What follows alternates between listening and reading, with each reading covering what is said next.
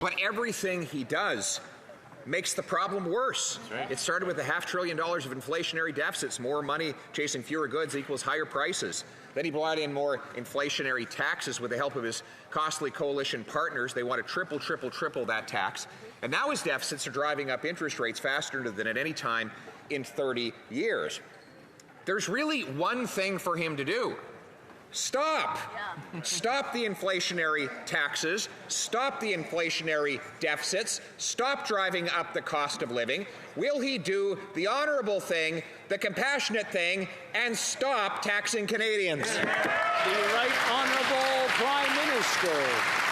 Mr. Speaker, the investments we made during the pandemic to support seniors, to support young people, to support workers, to support small businesses, not only helped people significantly through the difficult years of the pandemic, but also ensured that our economy came roaring back faster than many other economies around the world.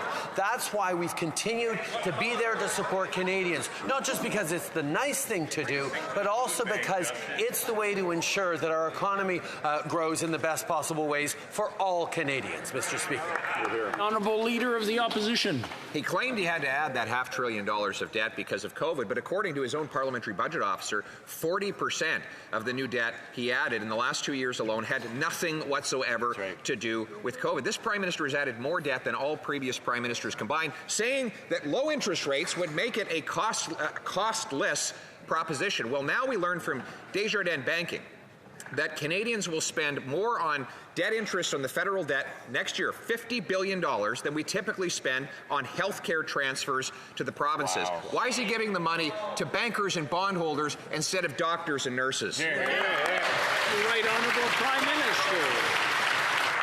Mr. Speaker, our investments to support Canadians through the pandemic, our investments to support them right now with the GST credit that's going to help families with hundreds of dollars at a moment they need them, support low-income families pay for rent, support low-income families with help for dental. These are the things that are going to make a difference right now in the way we move forward, while the Conservatives talk about cuts to EI, cuts to pensions, and taking money away from Canadians by ending the climate action incentives that has most Canadians far better off with the investments we're making to fight climate change. The Honourable Leader of the Opposition. Well, it kind of reminds me, he's a carbon tax paying higher taxes will make people better off. Well, we found out from the parliamentary budget officer that wasn't true.